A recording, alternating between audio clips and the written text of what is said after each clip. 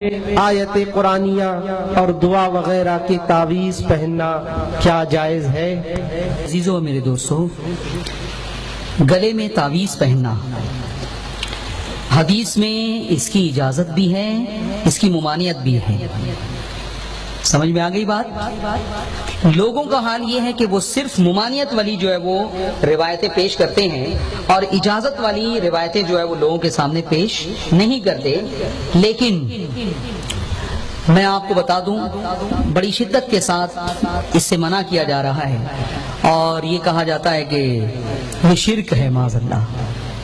سعودی عرب میں بھی یہ شدت اختیار کی گئی ہے، کسی کے گلے میں اگر متوع تعویذ دیکھ لیتا ہے تو وہ نوچ کے جو ہے وہ اسے پھینک دیتا ہے اور کہتا ہے ھذا شرک، ھذا حرام، ھذا ما فی سنہ۔ یہ بالکل جہالت ہے، قرآن اور سنت کا فہم بھی انہیں حاصل نہیں ہے۔ حدیث میں اجازت بھی ہے اور ممانعت بھی ہے، دونوں کا محل میں آپ کو بتا دوں۔ حضور علیہ الصلوۃ والسلام کی حدیث ہے کہ گلے میں جس نے کچھ باندھا اس کی ممانعت فرمائی ہے، سرکار نے روکا ہے اس سے۔ تو وہ کیا تھا؟ وہ عرب کے تعویذ تھے، مشرکین کے تعویذ تھے۔ عرب مشرکین کیا کیا کرتے تھے کہ سڈیاں جو ہے وہ اس کی مالا بنا کے گلے میں ڈال لیا کرتے تھے۔ کچھ لوگ کاغذ کے اوپر جادو اور منتر لکھ کر اسے جو ہے وہ گلے میں باندھ لیا کرتے تھے۔ آج اگر کوئی شخص اسی طرح کا معاذ اللہ عمل کرے، اسی طرح کا، تو ہمارے نزدیک جو ہے وہ ہمارے نزدیک بھی وہ منع ہوگا۔ لیکن 303 یہ دیکھیے، صحاح ستہ کی کتاب ہے، ترمذی شریف، ایک دعا ہے جو حدیث پاک میں بیان کی گئی ہے اور جس کی بڑی فضیلت بیان کی گئی ہے۔ اعوذ بکلمات اللہ التامات من غضبہ وعقابہ وشر عبادہ ومن ہمزات الشیاطین وان یحضرون فانہا لن تضرہ۔ یہ دعا ہے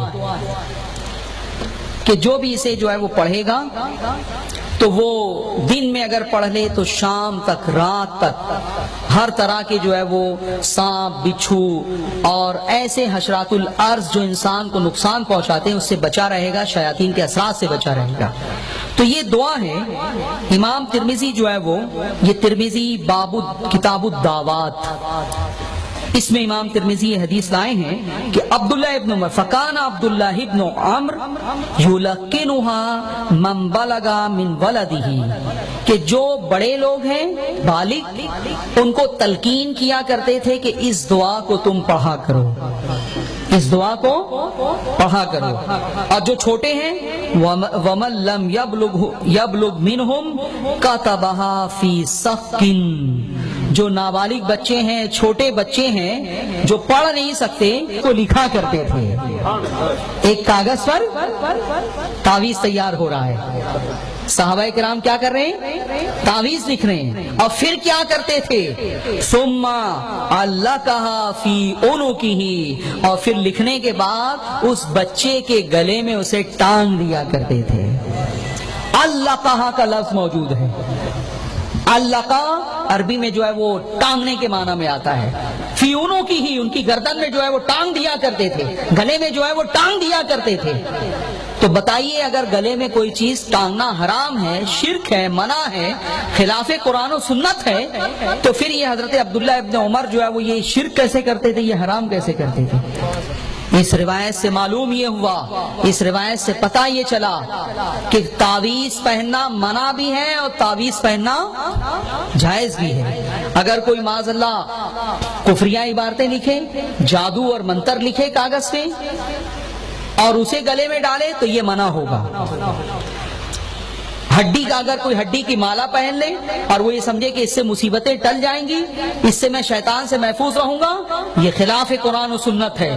لیکن قرآنی آیات اور حدیثوں کی دعائیں اگر اس کو لکھ کے کوئی مانتا ہے تو یہ نہ بدعت ہے، نہ حرام ہے، نہ ناجائز ہے، بلکہ یہ صحابہ کرام کا طریقہ ہے۔ ابو داؤد کی حدیث نمبر 395 395 وہ بھی جو ہے وہ اسی دعا کے بارے میں عبداللہ ابن عمر کے معمول کو بیان کرتی ہے کہ وہ اس دعا کو لکھ کے بچوں کے گلے میں ڈالا کرتے تھے۔ تو بہرحال آپ کو اندازہ ہو گیا ہوگا کہ قرآن اور سنت میں اگر امر اور نہیں دونوں ہو تو دونوں کا جو محل ہو وہ بیان کرنا ضروری ہے.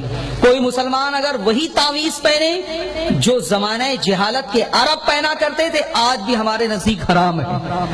حرام ہونے کا بھی فتویٰ لگایا جا سکتا ہے، کفر کا بھی لگایا جا سکتا ہے، اس کی نوعیت دیکھی جائے گی. لیکن اگر کوئی شخص دعائیں آیتیں، اب وہ جو ممانعت تھی وہ اس لیے تھی کہ وہ شرکیہ کلمات ہوتے تھے. آقا علیہ الصلوۃ والسلام نے جو منع کیا ہے وہ زمانہ جاہلیت کے عمل سے منع کیا ہے. وہ تو ایسے دم بھی کیا کرتے تھے. سرکار نے خود جو ہے وہ بہت سارے دموں کو چیک کیا ہے.